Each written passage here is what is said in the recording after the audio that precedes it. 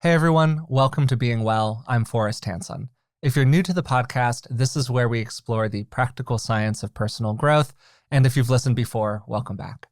I'm joined today, as usual, by Dr. Rick Hanson. Rick is a clinical psychologist. He's a best-selling author, and he's also my dad. So Dad, how are you doing today? I'm good, and I'm looking forward to this conversation with you. Yeah, so you have a new book out. It's titled Making Great Relationships, Simple Practices for Solving Conflicts, Building Connection, and Fostering Love. And if you're interested in ordering it, you can find it pretty much wherever books are sold. And today I wanted to focus mostly on the first part of the subtitle and talk with you a bit about how we can get better at navigating conflict in our relationships. And we'll start by talking about some general concepts, but I also thought it would be fun to make this as practical as possible for people. And I'd like to describe a couple of fairly common interactions I've seen people get stuck in, and I'll ask you how people might navigate them a bit more skillfully. Does that sound good to you? Oh, great. My bread and butter as a longtime couples counselor and longtime husband and father and neighbor and son and brother and human. Yeah, for sure.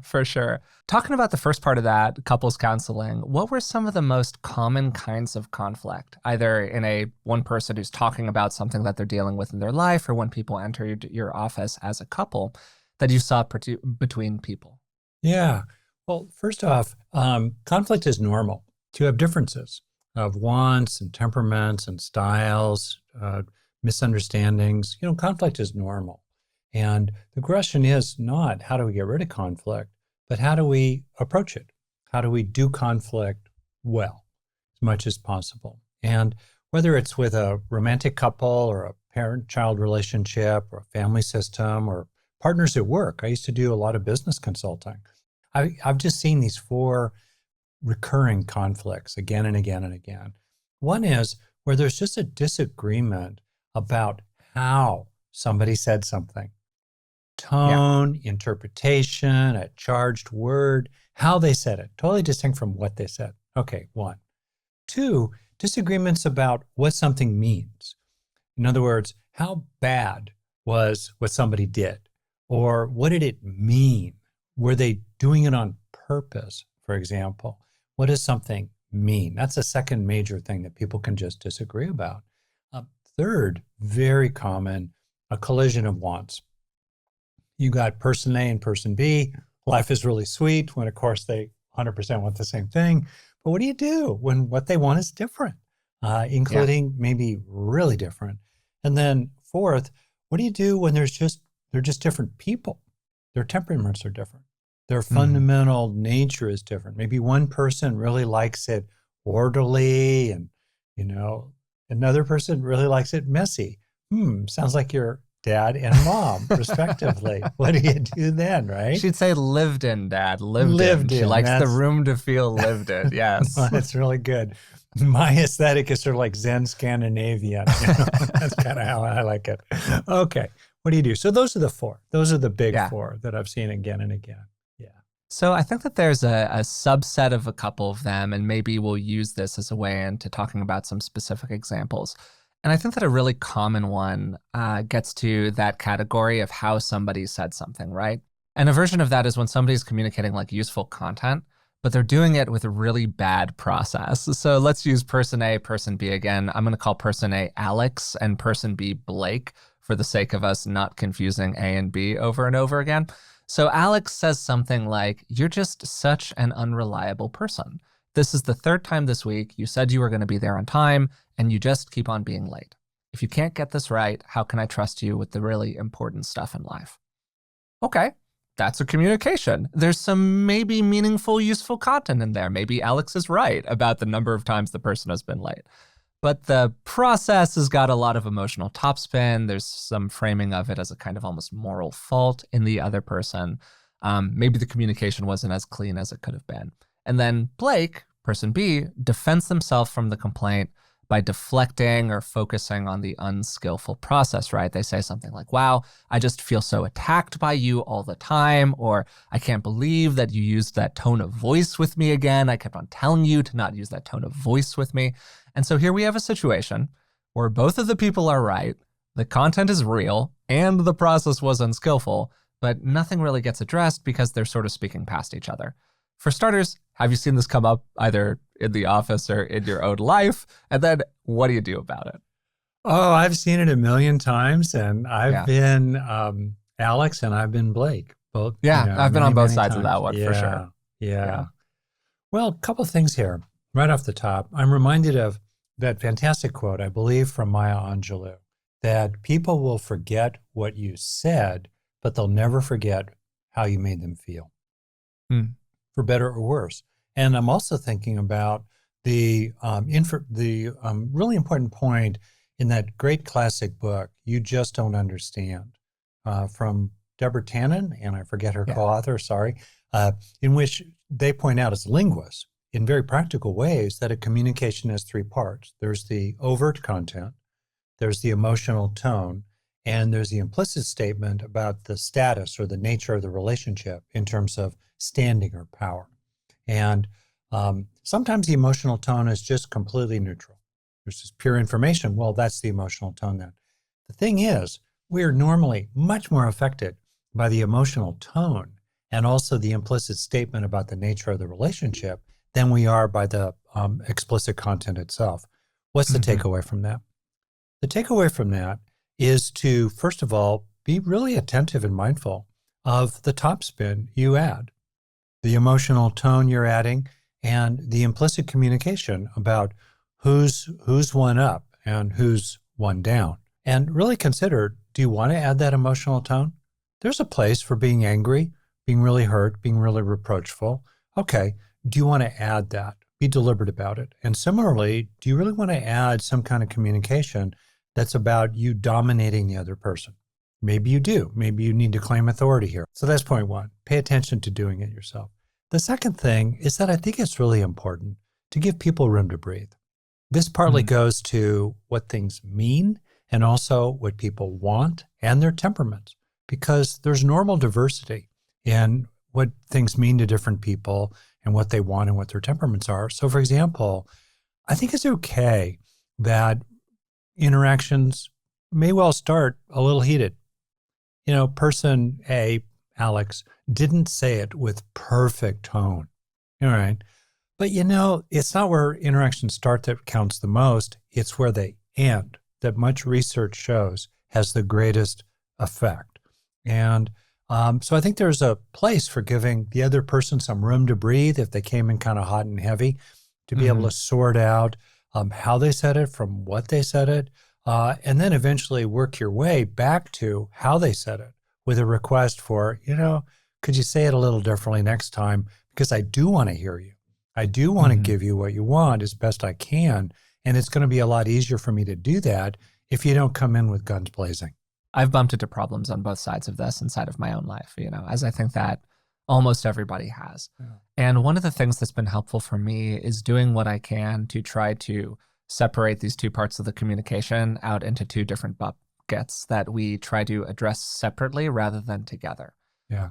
Because when we're trying to address everything together, then it's really easy for me as either Alex or as Blake here to take the part of the argument or take the part of the conversation that is most beneficial to my viewpoint, right? As Blake, it's really easy to focus on the tone. As Alex, it's really easy to focus on the content because that's the part of it where I'm right. But if we separate them out into two separate Mm. buckets, or we do what we can to disentangle them, and you can have a process conversation with people about this, even live, real time. You can do it. You can have a moment as Blake in this equation where you say something along the lines of, okay, I want to be really responsive to what you're saying to me. I want to show up in the ways that you want me to show up. I want to be here on time. I really apologize for the ways that I haven't done that in the past. And also, when you're communicating it to me in that way, it's really, really tough for me to get the message because I'm all caught up in the messenger. Um, and so you can kind of do that sort of live process if you're in a relationship where that's possible for you, whether it's with a friend or a significant other or whatever else. And sometimes you're not in a relationship where that's possible. But I think that the ability to resolve conflicts like this effectively is such a huge indicator of whether or not you're in a situation that's like long term going to be good for you. Right on. That's great. I'm thinking about some practical tips here. Um, Yeah. First, there's the transmitter and the receiver, right? Yeah. So if you're in the position of being Alex here, where you're Mm-hmm. coming in, you have a communication to make. And let's suppose that you're pissed off about it. You've just kind of had it. And maybe your own experience here is turbocharged by your own history. Maybe as a kid, you were left waiting a lot by parents who promised that they would do something with you or that they would show up on time, maybe even kind of catastrophically, like, oh, gee, mom forgot to pick me up because maybe she thought dad was going to pick me up. And there I was standing at the bus stop in the rain for an hour. Maybe that's a turbocharger. Okay, so here you are, revved up. You got something to say. First, distinguish between your intent and your impact. Your intent could be really good, but pragmatically, kapow, that other person is going to be on the receiving end of your full head of steam. And one thing that's been actually helpful for me to realize is that even though my intent is good when I'm talking with people, and I don't think of myself as particularly powerful because I still carry with me that sense of being kind of a shy, nerdy, unpopular, quiet, subordinate kind of kid. The truth is, I have a lot of impact, in part due to the privilege I carry, and also just I can definitely get intense, as you well know. So sorry about it, Forrest. Anyway, the takeaway here is to realize, you're going to have an impact on this person. What impact do you really, really want to have for their sake and for your sake? Which then goes to my second tip, which is if you come in guns blazing, that gives the other person an easy out, that they don't have to deal with what you're saying, because they can just rattle on about how you said it the wrong way. And that diverts attention from what you really want them to face. So those two tips I find really helpful for me, along with the notion that there's a video camera in the corner of the room that's recording what I'm doing, and it'll be played at your wedding if you ever have one, but also maybe my memorial service. I think it's probable. I think we're wandering in that direction, but that's a conversation for a different podcast episode. I think that, so one of the things you're making me think of here, Dad, is how, I don't know if this is a little too like meta or left field, but it's really good to separate out what your actual goals are from what you're communicating to another person. And to ask yourself really honestly, is my goal to be righteous and affronted and wronged? Yeah. Or is my goal to solve this problem? Because sometimes a goal is to feel righteous and affronted and wronged. I have absolutely entered arguments where like my goal in that argument was to like be righteous and feel righteous. And even, if I could add, to perpetuate the conflict as a mode of attaching while distancing. Oh, I like that. Could you expand that a little bit for a second? Attaching while distancing? Oh, sorry to interrupt you there, but what I mean is, go ahead. In addition to just the reward value of righteousness, and it's very useful to appreciate that righteousness produces all kinds of rewards, including biochemicals in the brain, such as ramping yourself up. It can feel good. All of that, totally. Yeah, and anger is the one emotion, the one so-called negative emotion that has releases of dopamine and norepinephrine with it, which feel rewarding. In addition to that, consider the function that conflict serves and the ways in which people attach through bickering or attach through quarreling, because it's a way of being in relationship while simultaneously distancing from the other person and finding that optimal distance in which, you're still connected aversively, but it's still a connection. Be really careful about that. That's really interesting. No, I think that that's a great point, how, and also the seeking of soothing can be associated with that, where you want the person to come to you as a soother. And so it's a bid for connection in a kind of way, which is sort of funny to think about an argument as a bid for connection, but I think that can definitely show up for people. Oh, I think that's very well said. And the word here, a word here I think is useful is reproach. That's what you're talking there. Coming in with a sense of a grievance, a sense of reproach, you've been wounded, and in it is a kind of beseeching.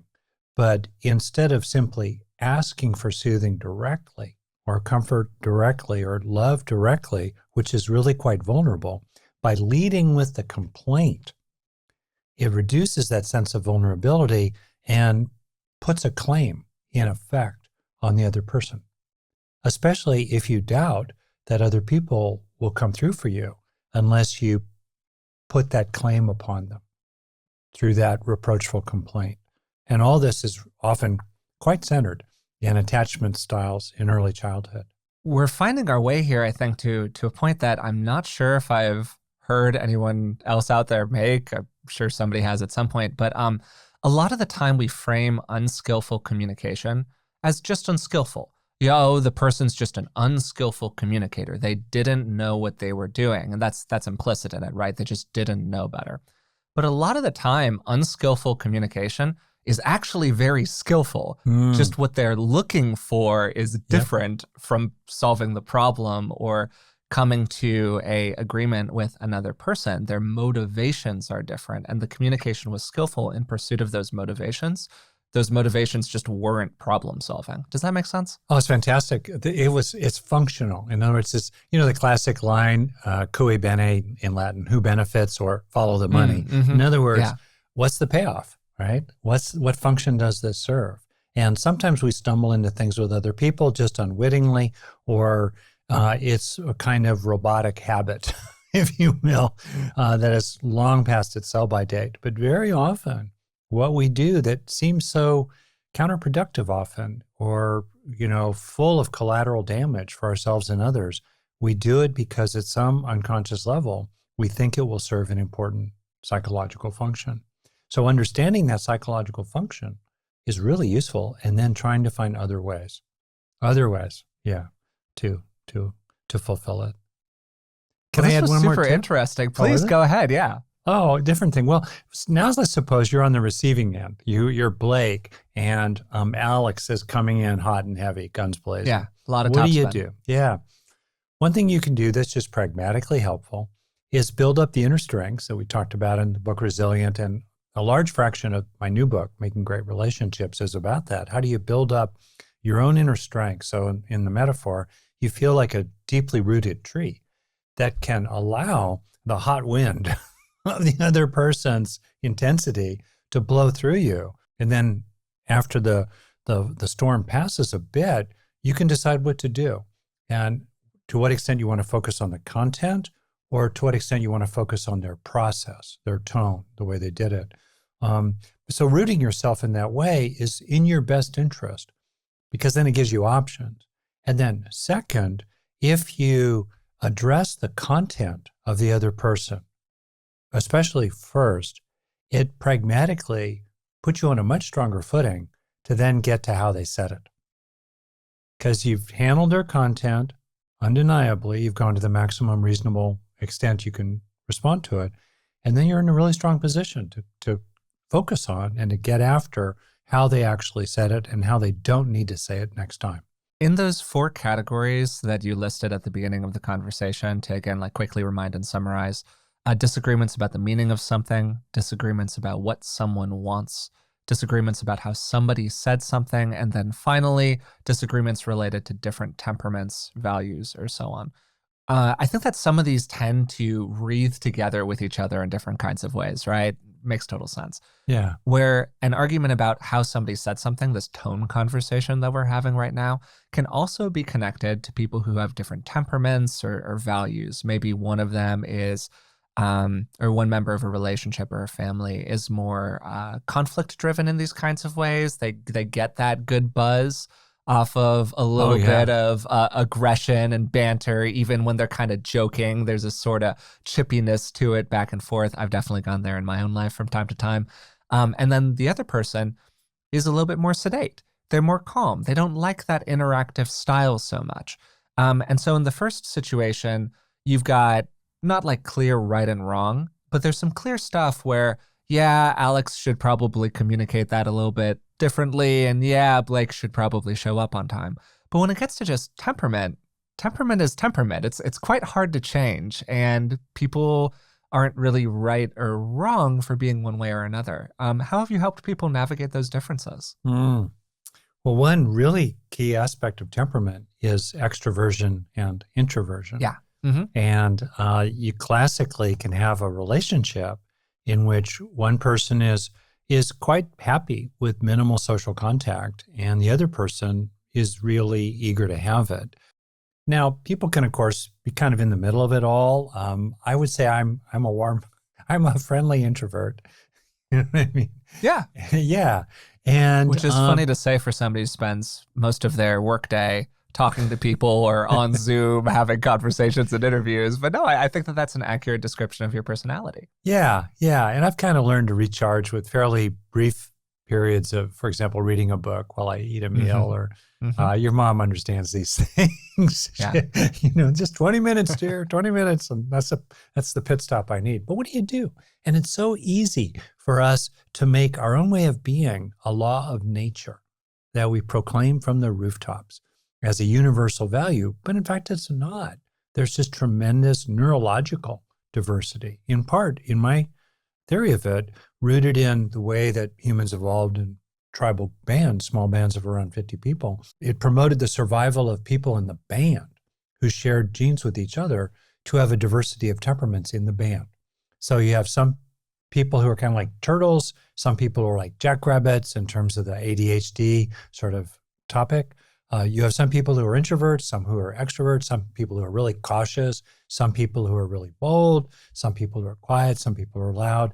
Bands that had temperamental diversity outcompeted other bands for scarce resources back in the Stone Age. So it's really normal. So that's one of the first steps, is to normalize the temperament of the other person and to not make your own temperament better than them. Now you have to deal with the difference. It's okay. But we have to start by normalizing the differences. One thing that I find it's really important to appreciate is that even though we have our natural temperaments, they are our home base, we're also very psychologically flexible if we want to be.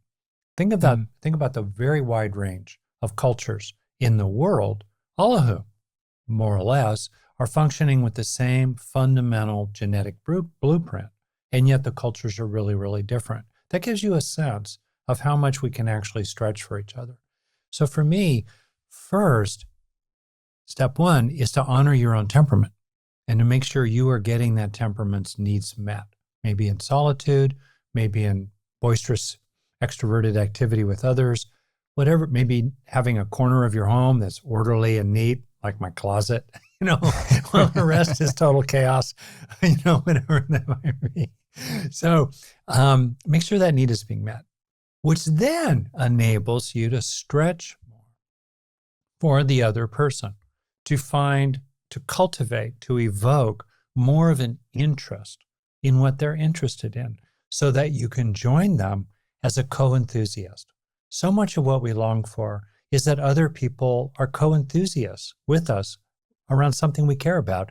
We can mobilize that, whether it's to listen deeply for half an hour while your partner, speaks at some length about something or other, or to find a natural interest in some kind of romantic contact. We can stretch. And people then sometimes say to me, "Oh, but that's phony. It's not natural. It's not a real gift."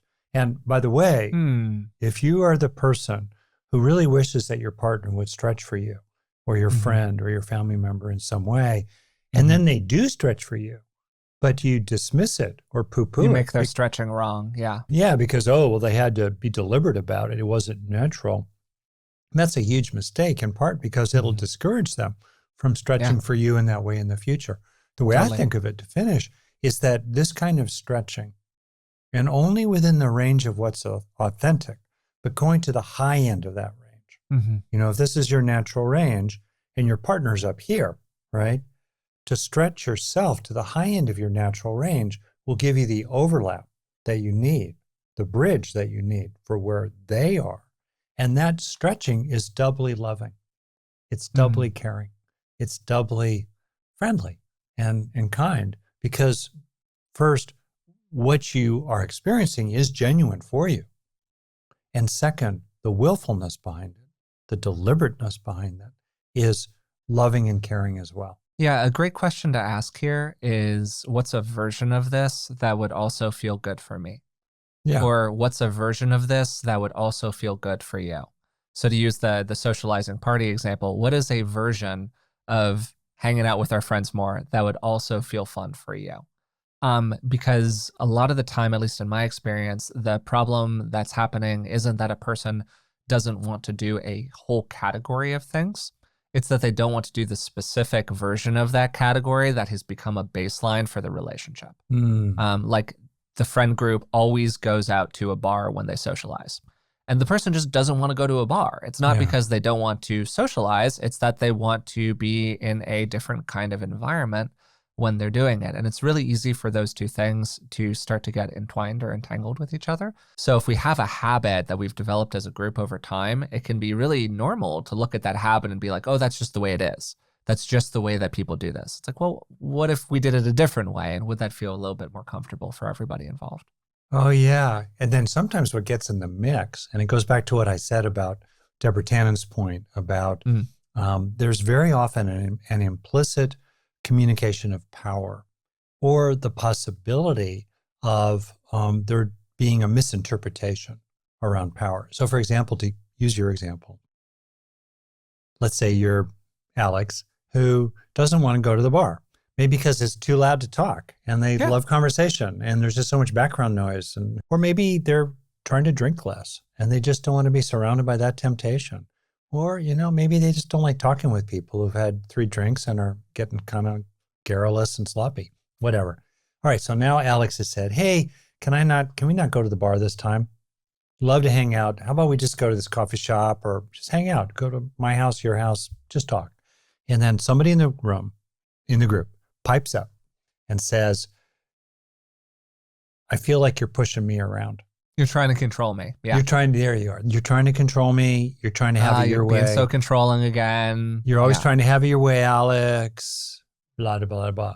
Wow. At that point, there's an escalation because it's moved from just the content, as you say, about a simple choice, go to a bar, go to somebody's home, let's say, to, oh, wow, this is about power. This is about you dominating me. And then all kinds of stuff gets in the mix. I'm sick and freaking tired of being pushed around. I've been pushed around my whole life. I'm not going to be pushed around about something as stupid as going to a bar. How dare you? Whoa. How about I just pause there and ask you, if you were in that situation, if you were Alex, say, how might you handle it that, let's say, Blake in the friend group is accusing you of power tripping? It's a great question. And I definitely don't have a perfect answer here. And I think that from group to group, it's going to probably vary a little bit. My first tendency is to go to the feeling tone level. If I have that kind of a relationship with the other person, wow, I definitely didn't mean to communicate that. That wasn't what I was trying to say. What I was trying to say was fill in the blank and then get to clarity. A lot of the time, people give that response not because of your communication, but because of how your communication happened to intersect with their material in that moment. Yeah. And so they're not actually looking for clarity. They don't want clarity. Clarity is not the goal. They just want to go to the bar. And that gets back to what we were talking about earlier about, okay, is it unskillful process or is it skillful process in pursuit of different wants and needs than conflict resolution? And I think that those kinds of escalations that we often see are really good examples of that. They're skillful process in pursuit of bad content, if that kind of makes sense. Or you mean by skillful, you mean effective or functional. Yeah, effective process, functional process in the pursuit of bad content. To play that, it works. To play that card. Totally. Because it's really hard to respond to. Like I'm immediately on the back foot. Oh, yeah. Anything that I say now in the conversation has been put into question. I'm under the microscope. We're no longer talking about whether or not we should be going to a bar for the 3rd night this week. We're talking about this whole other different kind of thing. And I just think it's a really tough situation. I'm actually a little bit more curious than your take on this, Dad, from almost a professional angle, because it connects to an example that I wanted to ask you about a little bit later, but you've already kind of brought it into the space where one person, Alex, does something like a little edgy. They're driving a little aggressively. They put one too many logs onto a bonfire on the beach or something, and it just looks a little funky. And Blake responds with something like, wow, this is making me a little uncomfortable. And then Alex says something like, well, don't you trust me? Yeah. And it's like, what, huh? Like now we're talking about a different kind of thing. And I think that this escalation of, well, you're just trying to control me again, is just another version of that. Both of these are great. And let's definitely say, do the trust thing too. First off, what's really helpful is to do kind of like the instant replay, frame by frame, in effect. So Alex has said, I just don't want to go to the bar, blah, blah, go to somewhere else tonight. Blake says, hey man, you're just trying to push us around, and I'm kind of sick of it. I'm tired of it. Fine. Okay. So first off, I think it's helpful to look at all this through the frame of primate politics. And I think there's some kind of book that I quoted somewhere, Baboon Politics. And we're social primates who are very used to structures of dominance. It's in our primate capacity to go there. So it's helpful, I think, to kind of look at this as dominance displays and all the rest of it. Second point, very often, there's a common move that has a lot of functional benefit in which person B accuses person A, Blake accusing Alex, of doing what person B is actually doing. Sure. Just classic projection move. Yeah. Yep. Or B accuses A of being something that B is on steroids. So if you really want to understand the nature of B, listen to what they accuse A of. Sometimes this is true. Third, the truth is Alex has every right in the world to assert power. And if Alex at all has a history or belongs to a group of people who've been subordinated by others, it's especially important for Alex to claim the right to be powerful. And so I want to kind of model here variations of this. So one variation is for Alex to pause and to just look at Blake. Not with contempt, not with criticism, but to just pause for 2 or 3 beats, for a quarter of a breath, half a breath. That itself is a really effective thing to do. You're just holding your ground. Second, Alex might do something to diffuse the situation, not out of submission and subordination, but out of skillfulness. To, say something to lighten it up a little bit, maybe make fun of themselves in some small way, maybe in a little bit of a goofy way, just kind of ease the tension. A little grace note. That could be done. Or maybe Alex could just sort of look at Blake and, over the course of 3 really quick seconds in their mind, realize, this is about the 3rd time Blake has done that with me. And, this is what Blake does with others. Blake is the straw that stirs the drink in this friend group. And he kind of has a quality of entitlement. And, I've ducked a handful of times already, and I'm not going to duck this time. So you make a choice. You make a fundamental choice in which you're willing to pay the price, if there is one, by kind of going with the escalation. And then at that point, you might just say, kind of calmly, with gravity and self-respect, because of course Blake wants to knock Alex off his footing, right? And Blake wants Alex to give up and to, show his belly like a submissive dog might in a dog pack. And instead, Alex just looks at Blake with self-respect and gravity and says, kind of calmly, well, actually, I'm expressing a preference, much as you're expressing a preference. So we both have the right to express a preference, and that's the preference I'm expressing. Mm-hmm. Just think of that, really kind of lands. You're not attacking Blake, but you are making it really clear. And just that simple communication, that kind of gravity in it, is itself an assertion of your own power, which you have the right. And then maybe last, just in the range, the buffet of options, maybe Alex is willing to just go to the higher level and name what's in the room already, which is that maybe Blake is a bit of a bully. And so Alex possibly, I'm not saying Alex should, but Alex might say something like, well, I'm honestly just expressing a preference. And, you're the person who's really asserting a lot of power here by trying to shut down my expression of preferences. So I'll just leave it there. What do you think? Yeah, for me, the revelation in that is that they were both expressing power. And that was a really interesting breakthrough kind of internally for me, listening to you say that. Yeah, because I think it comes back to what you were saying about projection and how often people make accusations of what they are concerned that they are or what they are in reality. The trust example, I think, comes back to that in some ways too, where again, we've got Alex who does something a little bit kind of edgy. Blake who says, "Hey, this is making me a bit uncomfortable." And then Alex says, "Well, don't you trust me?" A natural response from Blake, "Well, don't you trust me? This is what I'm saying, you know? Like why don't you just take it on faith that it makes me uncomfortable and we could go from there, you know?" And I think that that shows up just over and over again inside of our relationships in different ways. Well, let's do trust. The trust one I think is so interesting and good. So driving in your car or putting a log on a bonfire, right? And These so things where things are probably gonna be okay. They're yeah, probably gonna be okay, but if they're not, there are real consequences. Yeah. yeah. So let's just kind of keep the Alex and Blake structure here going. Mm-hmm. So Alex says to Blake, "Hey, could you slow down a little in this rush hour Yeah. traffic?" Or let's suppose that Alex moves it a little more intensely, and Alex says to Blake, "Slow down. You're going to, this rush hour." There's more of a demand. Yeah. So then there's exactly right. You caught it. It's shifted into the command mode, which is an assertion of power. And then Blake, let's say, takes it into kind of a power thing and says, "Oh, don't you trust me?" Yeah. Now game is really on. Here, what I've seen work is to slow it down.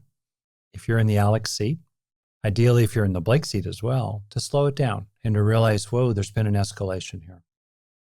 Second, implicit in the escalation around trust is that, in effect, Blake is telling Alex, you need to submit to my power here in continuing to mandate that I'm going to keep driving at this speed or I'm going to leave the log alone.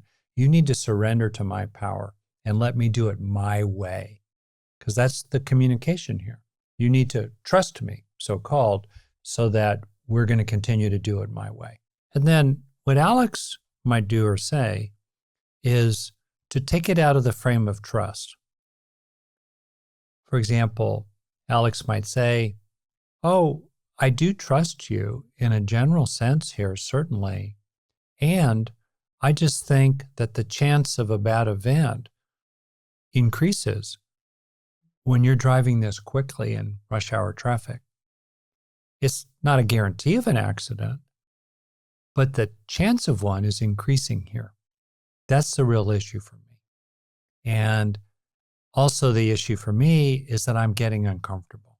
So you're shifting away from trust to more like a statement of the odds of something, which might sound way too Yeah. Spock-like. You're recentering on the content. Yeah. Yeah, it's a really effective way to do it, and to also talk about your own experience and to reframe it as a request. Then what do you do if the Blake character has really gotten their knickers in a twist and refuses to budge? Like, I'm going to drive the damn car the way I want when I'm the driver. You want me to pull over? You drive. And so then what can you do when you're in that Alex position? Kind of depends a lot on the situation. Maybe in the campfire scene, you choose to walk away, or maybe you match the escalation. There's this fundamental principle in game theory that when you're dealing with someone who's being adversarial, which the Blake character is increasingly demonstrating themselves to be, one of the most effective strategies is called tit for tat, where you match them.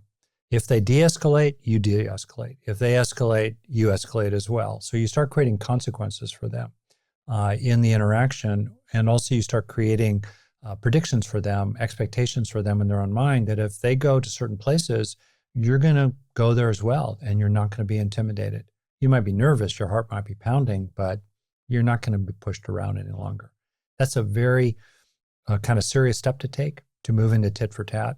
It's not because you're retaliating. It's because in game theory, it's your best odds strategy to elicit better behavior from adversaries. You might, about the fire, look to others for social support.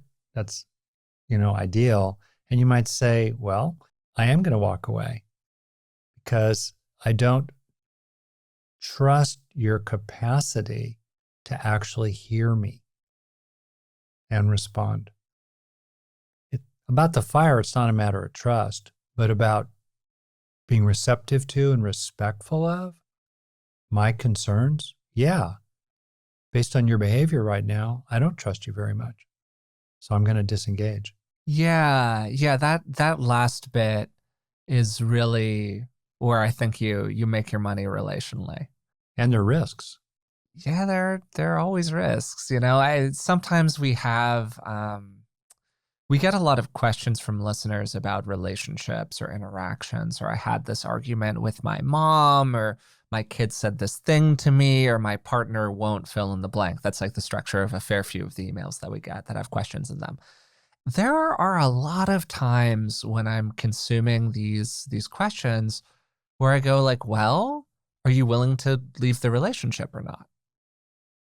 And I think that that's just a really fundamental question in all of this, because it sets the guardrails on what our behavior can be. You know, and there are some situations that are unavoidable situations. Maybe you have a relationship with a in-law. That's just it's really hard to exit that relationship because you love your partner and you're kind of stuck with their in-laws a little bit. And that's really, really real. But I think that in all of this, one of the biggest questions is, what level am I willing to go to here? What's my maximum? And then from there, you can make a choice about how close to your maximum this interaction is worth. A lot of these things can be deferred until after the moment of suffering. Mm-hmm. If you're willing to sit with the suffering and take on the 0.01% risk of a bad outcome. Yeah. And you can wait until you get out of the car and you go, hey, I just got to tell you, you can't drive that way with me anymore. Or be even softer than that. Hey, I just got to tell you, that made me really uncomfortable. And I would really prefer it if we kind of did things a little bit differently in the future. And with that level of tone, if somebody is really negatively responsive to it, man, it's a bad indicator, you know? It's not a great indicator. That's right. And if enough of those not great indicators stack up, you need to make some choices, bigger picture about what you want to do with that relationship. Yeah, totally true. 2 points here. One point is that there are a startling number of people, all of us, have encountered and will encounter, who just feel entitled to have it their way by virtue of just being themselves in their maybe position of privilege in society, or they've just developed a personality that they're a dominator kind of person, they're a top dog alpha kind of person, and that's the way it is. And we run into them, and they are startled that anyone would dare to have the effrontery of challenging their authority. And then we have to decide what we're going to do. As you said, we can make immediately a judgment about, hey, is it worth it to challenge the authority of this person? For example, you're taking your kid to a pediatrician, you're telling the pediatrician important information, they keep brushing you off. Do you really want to get into that argument right now with your kid in the room? Or quietly, are you going to find a different pediatrician for your child's next well check, for example? There's situations like that. On the other hand, sometimes I really think there's a place, Forrest, especially if you have a personal history of feeling, of being kind of pushed around, pushed to the side, or living with people who just presumed that they were right and that they were entitled to being in charge of things. It can be really important to start standing up for that in ways that are scaled, in terms of the actual stakes on the table, but to push back. I think there's a psychological value in that for people. There certainly has been for me. And to find ways of pushing back that are effective and grounded in your own virtue and good intentions and sense of well-being. The other thing is that I think there's a place of social good in standing up to bullying of one kind or another and pushing back at people who think they're oh so entitled to have their opinion listened to, and or to, so entitled to get their way in routine situations with other people. There's a social good. And even if you don't prevail yourself, there's a social good in other people watching someone stand up in an appropriate way. And I think sometimes there's a social good in other people seeing that they can do this themselves. Great point. And we're all influenced by our tendencies, right? Mm-hmm. And I think that my tendency is to be a little conflict avoidant. Yeah. And to maybe this is just, again, as I've gotten a little bit older over time, to be a little bit skeptical about people's capacity to change their behavior, particularly when I'm not in a deeply meaningful relationship with them. Yeah. And to really look at other people and go, look, this is the third time that Blake has pulled this move on me. And I just suspect that if I stay in this relationship, there's going to be a fourth time and a fifth time. And it kind of doesn't really matter what I do. So, damn the torpedoes. The way that I can control my environment is by exiting the relationship or by really adjusting the kinds of interactions that I have with Blake. And that's what allows me to move into a place of having maximal influence over my own life, is by influencing who I interact with, which is a much better way to control the behavior of other people than actually trying to control their behavior. It's by finding different people to interact with. Yeah. It's a much faster path often to getting what you want from your relationships, actually, which is sort of strange to think about, but I think it's true. And at the same time, I think you're totally right. There really is a place, particularly morally, for delivering a communication with people when their behavior is consistently outside of the bounds of what we would think of as appropriate or pro-social, or slap whatever word you want on it. And maybe there's this balance that we're kind of speaking to inside of this whole conversation between almost safety on the one hand, or interpersonal connection, whether it's you're looking for more love and support inside of the relationship, or you're looking to influence your environment so you feel a bit more safer. And on the other hand, expressing preference and claiming right authority, and including the authority to have some influence over what happens to you. And one of the things that happens to us is the way that people interact with us. And we have that balance over and over again inside of our relationships. And we can make real choices about which side do I want to lean to today? Do I want to lean toward the side of harmony, or do I want to lean toward the side of truth? Yep. And I think that the point that you're making, Dad, is that one of the lines that I really like is that those who choose harmony over truth rarely find either. Eventually. Yep. Eventually, if you choose harmony over and over and over again, you won't find harmony, and you certainly won't find truth. Yeah. I know we're finishing here, and a couple notes to finish on maybe. One is to explore the space in which you're communicating for yourself. And sure, you want to influence, which for me is a preferred word than power. We influence each other. It's okay to want to influence another person to treat you differently or treat other people differently in the future. Okay. Mm-hmm. But we have very limited influence over others. So it's helpful to really mainly focus on communicating for yourself in a way that supports your sense of self-respect, you're going to feel good about later, and you've gone on record. Even if the other person doesn't budge an inch, you've gone on record publicly.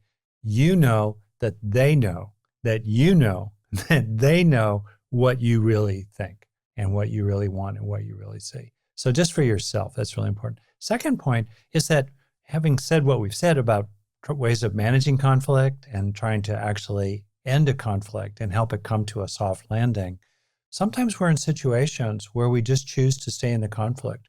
We're going to pursue legal action against somebody, perhaps, or we're going to just live with an ongoing wrangle with our kid's school district because we're pushing for better support for our kid learning how to read effectively. So it's not that we're saying for sure that conflict is bad. It's just the question being, how do we help conflicts come to a good resolution when they can? How do we bound conflicts and reduce their impact on us if we can't end them? And ultimately, how do we help ourselves stay in conflicts when we consider that our cause is just? Great. Thanks for doing this with me today. This was really helpful. I love this topic. And so much of conflict management is about conflict avoidance, or prevention is a better word, prevention. That, it's so helpful with people because interactions have this script-like quality. Think of it as like a moves in chess almost, that you just know if you say X, they're going to think you meant Y, and then they're going to, really come at you with Z. So maybe you don't need to say X, or maybe you first need to say A, B, and C, so that when you finally do say X, they're not going to think it's why. Whatever. You're doing a certain amount of anticipation, not out of walking on eggshells or being a submissive doormat, but just out of skillfulness. And as an expression, frankly, of your own autonomy, that you really have the power inside yourself, the agency, to choose how you will interact with others within the range of what's authentic for you in ways that are really skillful and will prevent a lot of conflicts from the start. Today, I had a great time talking with Rick about how we can better navigate conflicts inside of our important relationships. And the content that we explored during this episode was based, at least in part, on his new book, Making Great Relationships: Simple Practices for Solving Conflicts, Building Connection, and Fostering Love.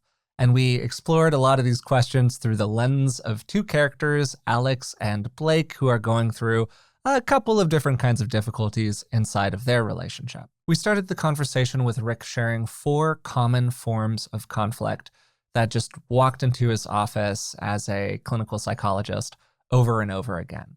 And the first was disagreements about the meaning of something.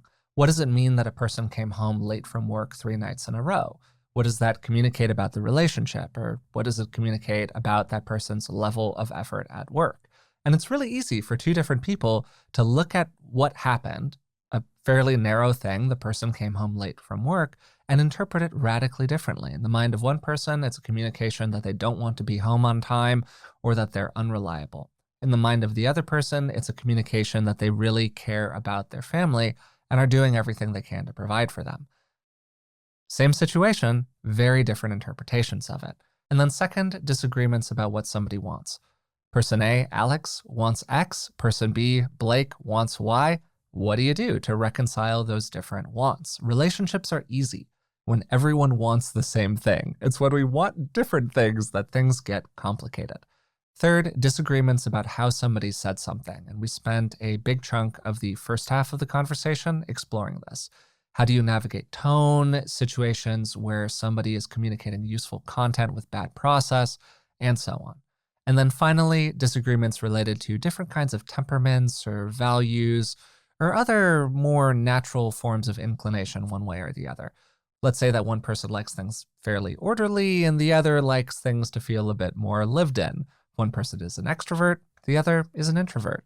One's maybe very cerebral or top-down, verbal, and the other is a bit more somatic, nonverbal, bottom-up. These are really common differences between people, but they can lead to a lot of conflict.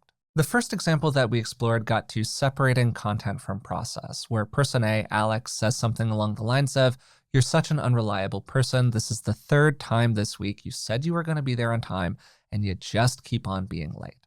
And then person B, Blake, responds with something along the lines of, "I just feel so attacked by you. I can't believe that you used that tone with me again. How dare you speak to me that way?" Now, there are problems on both sides of the street here. Person A, Alex, is communicating maybe useful content, but they're doing so with somewhat ineffective process. And then person B, Blake, is responding to that bad process with bad process of their own. And also that bad process, very importantly, allows them to avoid Alex's content. And we focused on a couple of specific points in navigating this kind of a situation. The first one was, what can we do to separate content and process out into different buckets as we talk about them? When everything gets entangled together, it's very, very hard to move through a disagreement because each person can just focus on the side of the conversation that is most useful for them. Blake can keep on focusing on the process, Alex can keep on focusing on the content, and maybe it's possible for you, if you're in the Blake role, to take a step back, pause for a moment, take a moment to process any emotions that immediately come up around Alex's communication, and say something along the lines of, "Hey, I definitely didn't want you to feel that way.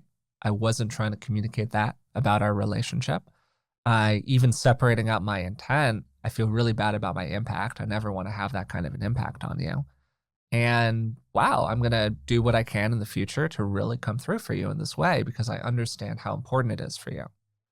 And then once that bucket has been dealt with, you can move on to bucket number 2, and we can have a conversation about, and at the same time, wow, it really makes me feel not great when you talk to me that way. And we're going to need to find a different way of communicating with each other for this to work. Both of those communications are important, but they're 2 separate conversations now.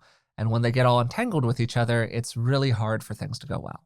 One of the real interesting insights that I'm going to take away from this part of the conversation was just the framing of the idea of unskillful process and how a lot of the time it's actually very effective process from a person to communicate with that kind of emotional topspin or a lot of anger or resentment or whatever it is that they're doing.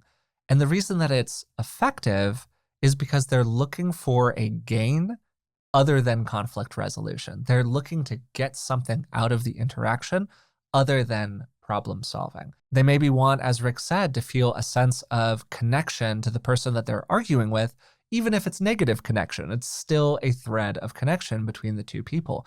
And sometimes we can get a little stuck in talking about process as like, oh, it's just unskillful process. If they knew how to do better process, they would do it better.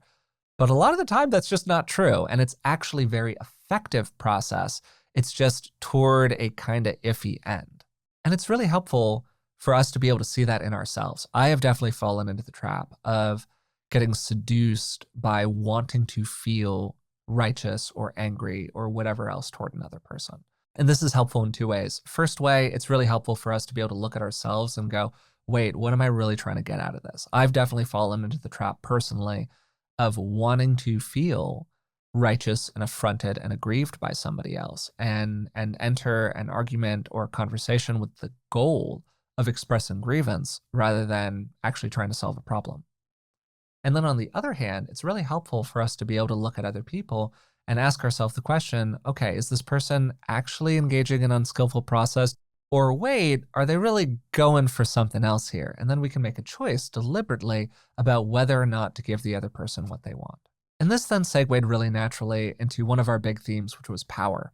Power shows up in all of our relationships. Often arguments are about who can make the other person do things the way that we want them to be done. And we gave two practical examples that really center the role of power. And the first is the idea that maybe you've got a group of people who are going to hang out and we're deciding where we're going to hang out. And person A, Alex, says, you know what, we've hung out at a bar 3 times in the last week. I don't really want to hang out in a bar. I would much prefer it if we just kind of chilled at somebody's house or we went to a coffee shop or whatever else for A, B, and C reasons. And then person B, Blake, responds by saying something along the lines of, you're just trying to control everyone, Alex. You're such a controlling person. I don't want to be controlled by you again. You're always trying to influence what we do and where we do it.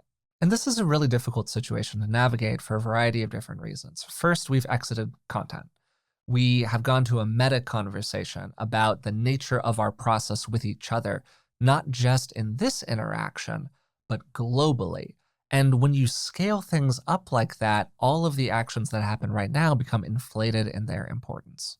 And then second, this isn't always the case, but it's relatively common for people to be projecting in this way. And it was a real insight for me when I realized that Blake in the first example was saying, hey, why are you trying to stop us from going to the bar? Is actually also expressing power. They just want to go to the bar. And so their kind of Aikido maneuver here is to make it about, oh, Alex, you're trying to control us. Whereas Blake is actually the one who's trying to control things.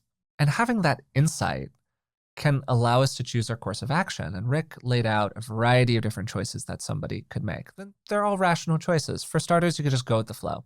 You could say, hey, whatever, I can suck it up. My relationships with these people are more important to me than the conflict that I would insert into the situation. Maybe this was a one-off. It's not very common for Blake to interact with me in this way. So, I'll just let her do whatever she wants to do here, or I'll let him do whatever he wants to do here, and we'll just kind of move on. That's a rational choice.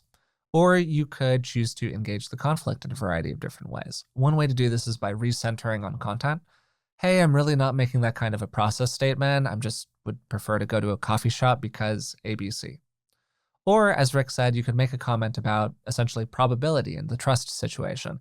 Yeah, you're probably right. It's probably safe, but I think this is making things a little riskier than I want them to be, and I'm not willing to take on that risk. So if we could just slow down a little bit, that would be great. Then you can make choices about when you're timing your communication. You can engage it in the moment, or you can wait until things have blown over a little bit to have a conversation about it.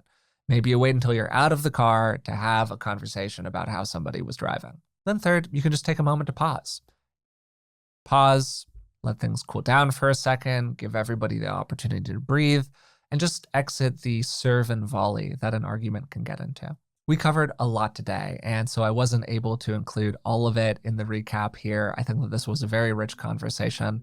And if you would like more material like this, again, Rick's new book is Making Great Relationships, and I've included a link to it in the description of today's podcast. If you've been enjoying the show, we'd really appreciate it if you would take a moment to subscribe to the podcast wherever you're listening to it now on, and maybe leave a rating and a positive review. It really does help us out. You can also find us on Patreon. It's patreon.com/beingwellpodcast. Until next time, thanks for listening, and I'll talk to you soon.